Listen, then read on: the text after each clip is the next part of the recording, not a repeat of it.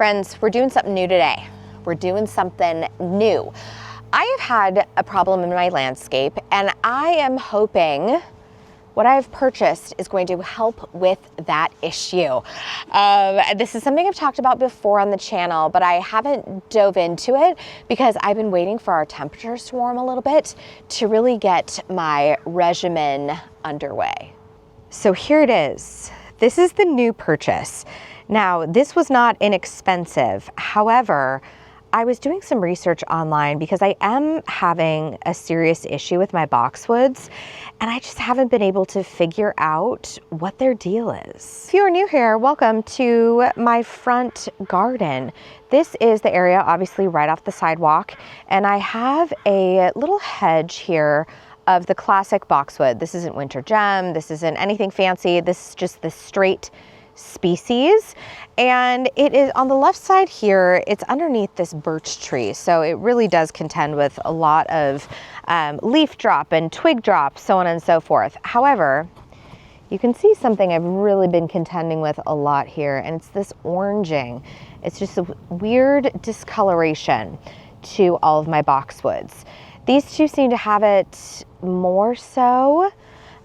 This next little run of them seem to be a lot better, but you can see down on this guy here, one thing that we have struggled with, and it's the reason that you see this little rinky-dink fence here, is we did struggle, you can see right there, with neighbors letting their dogs relieve themselves all over my boxwood hedge, which results in a lot of this die-off. I mean, you can see a practically dead branch here, and then I had to cut out that whole area as well.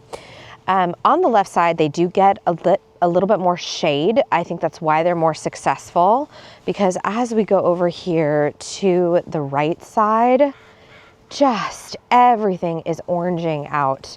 It is really, really frustrating.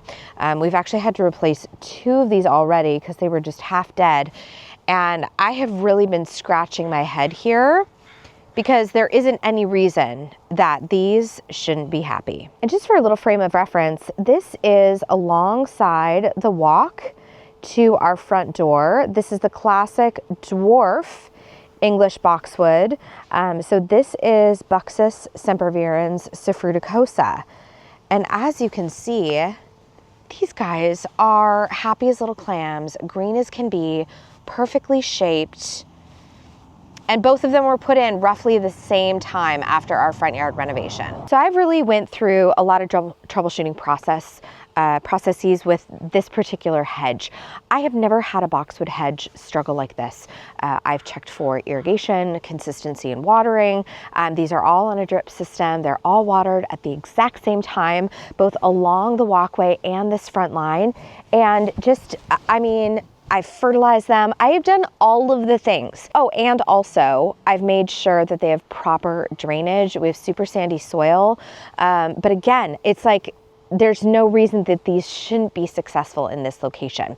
So I'm gonna give it one last ditch effort because, as you know, buying shrubs gets really expensive. And how many do I have here? 2, 4, 6, 7. So I've got 14 very mature boxwoods that are just struggling. They're just struggling. So I did some research online, and I saw, of course, the Queen, Martha Stewart, talking about her Boxwood Alley, and she said that she had used this product. So I started doing some research, and by God, we're gonna give it a try today. So we're gonna do something new. I have no idea if this is gonna work.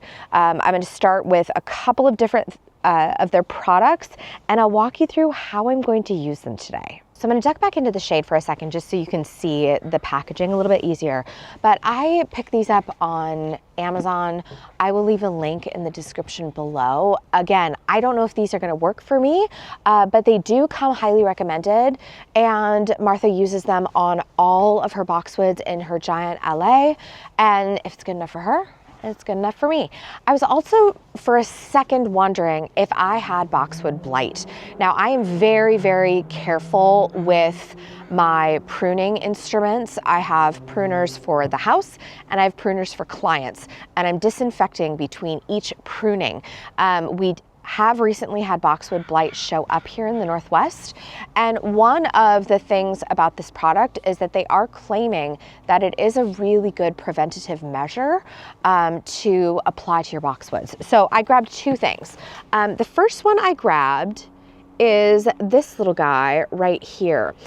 This is the Boxwood Restore and Protect.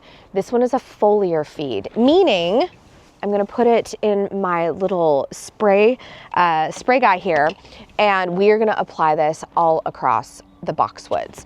So foliar feeds, meaning you spray it on and it physically takes the nutrients in during through its leaves. The directions say you really want to apply it. The first 2 applications should be 2 weeks apart. And then we're going to kind of hit cruise control and go into a once a month application on the boxwoods. I'm going to do all the boxwoods out front. I'm also going to do the boxwoods in the back. Even though they're not showing any sign of stress, I still want them to be as vibrant as possible and get them off to a good start. The other thing that I grabbed, oh, and by the way, I have gloves for all of this. Anytime I'm using any sort of chemical, I just want to be really careful of how it's absorbing through my skin. And so I'm going to use my little gloves for that. The second thing I got was this guy. So this is the Boxwood Turbo Grow. So this is by the same company, Top Buxus. And I just kind of thought, you know, I don't know if it is, I feel like it's a nutrient deficiency in the soil out here. And I don't know why it is just impacting the boxwoods along the sidewalk. So what we're gonna do is we're gonna hit it with this fertilizer. The recommendation is that you use this fertilizer 3 times a year. So one early in the season, one mid-season, and one kind of in the early fall. We have just climbed into like the 40s, so this is a beautiful time to utilize this fertilizer. The instructions on this say that we're gonna apply this fertilizer 3 times a year. It's actually really great. It says mid-April, mid-June, and mid-August. So it says it right there. I am gonna be using my gloves for this. I don't want anything getting in through my skin. I have not used this before, so this is a big experiment for you and me. Now, the last thing that was kind of on my radar was pruning all of the boxwoods out here. I haven't wanted to stress them out too much because they have been so orange and so discolored, but I'm just gonna give everything kind of a nice clip off of the top. I've wanted them to try to get established before going in and start hedging them. I don't know, it probably wasn't even necessary, but I've decided I'm grabbing my hedge trimmer and I'm gonna give all of these things a cut, and then we're gonna begin with the foliar feed and the granular. So we are gonna start with this kind of foliar feed, the Restore and Protect. And let's see if I can get this thing open. Oh, right here. There we go. Okay. Oh, interesting. Oh, these things are like individually wrapped. Do you see that?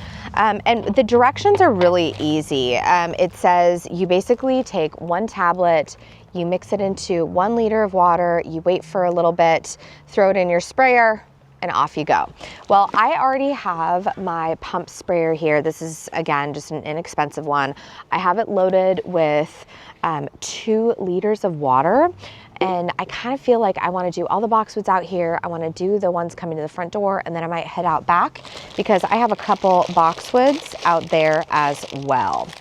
So, oh, okay. So before I so rudely threw this on the ground, this is what the little tablet looks like. And we're just gonna throw it in there. Let's see if we can see what's happening. Oh, interesting. I don't know if you can see this, but there's definitely bubbling and fizzing going on in there. Let's get a second one. Perfect. And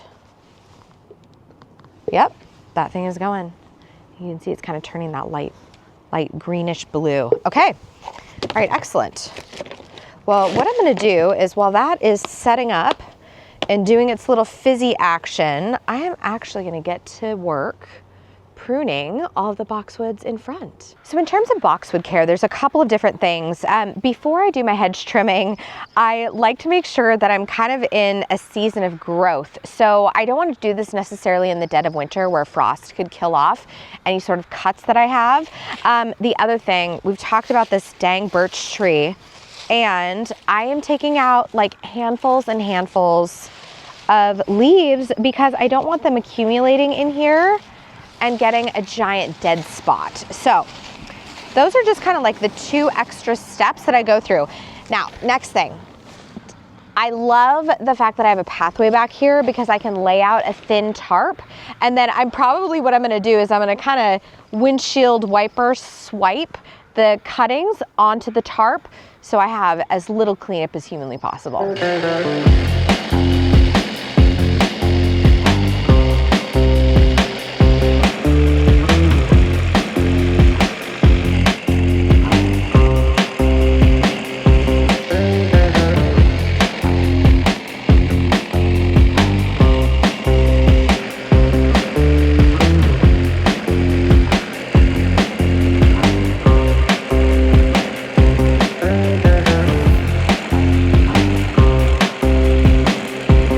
Wow, okay.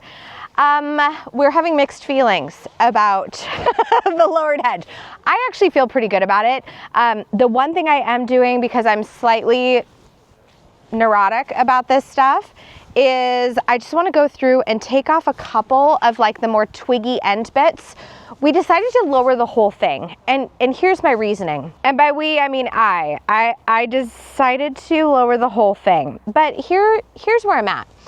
I feel like I just need some evenness out here. I need some structure out here because you guys know I love like a wild garden, but I just need a little bit more structure to hold it. I also thought it would mirror my Taxus hedge by the dining room patio out here. I just thought it would mirror that a little bit better. So I've taken everything down. What's really interesting is I unveiled a lot of green growth. In fact, it actually makes me feel much better having taken so much off because I was able to eliminate a lot of like the orange and discolored growth. Now, when I was reading over the Top Buxus website, it did say you want to prune first and then do your foliar feed. And so just keep that in mind if you are going through and doing the same process. So I think all I want to do is come through here and do a little bit of like fine pruning. You know, I'm just one of those people where I don't like it to be too manicured. So I think ultimately this is going to be a hedge that I maintain, potentially with a hedge trimmer, potentially by hand. But I do like the idea that we're gonna have a really nice firm boundary across the front. So I'm kind of working with my little pump sprayer here. This holds a double dose of the Restore and Protect. And at first I had it kind of on a fine mist, but I kind of like it a little bit thicker. So we're just gonna go all the way down and we're gonna give this guy a nice foliar feed.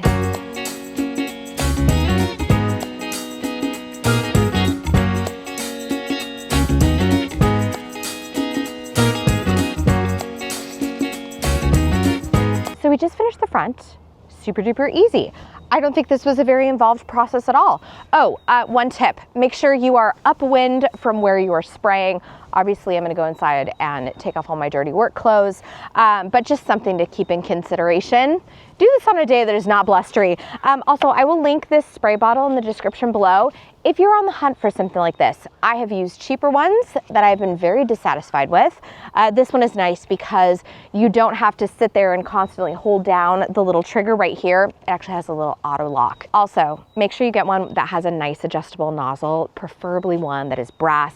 I just find that this has worked about 2,000 times better than the real cheapy one that I had previously. That sucker broke within, actually it was by the end of the first Northwest Flower and Garden Festival. The thing totally went toes up. Okay, I'm gonna hit up the little tiny dwarf boxwoods that are headed to the front door. And then if I have any juice left, I may head out in the backyard. So what's nice is that all the directions are super clear right along the front, and it is like this cute little granular situation. So what it is saying is I'm going to do this application 3 times a year, and based on my size, I'm going to use between 1/4 cup and 1/2 cup per plant. And what I'll do is I'll rake this, I'm going to sprinkle it throughout, then I'm going to rake it in, and then lastly, I will probably water it in later today after I'm done with all of my garden chores. All right, friends, not a bad little day in the garden. I feel like we got a lot accomplished, and this is something that, you know, I ordered this top buxus months ago after finding that video with Martha Stewart. I will link that in the description below, but I feel like she is such a woman who loves her boxwoods, and if she loves them this much, that this is the product she uses, I might as well, because I've tried everything. I have double checked the watering, the site locations, the fertilizer upon planting, the additional applications of fertilizer over the past couple years, and these boxwoods are still just kind of stunted. They're just not performing, and also they don't have that beautiful green boxwood color that I always love. You know what's funny is as they were turning that like orangish color, it reminded me of a winter gem, which for me, there are people out there who love a winter gem boxwood. It's just not my bag. I like more of a deep saturated green, and I want it to stay that way all the year round. So anyways, mark your calendars. We're gonna be back doing this in 2 weeks, and I'll make sure to give an update because probably in a couple weeks time, I'm gonna start in with my monthly garden tours because everything is waking up around here. All right, friends, I'm gonna see you in the next one. And in the meantime, get out there and say hello to your garden for me. Bye.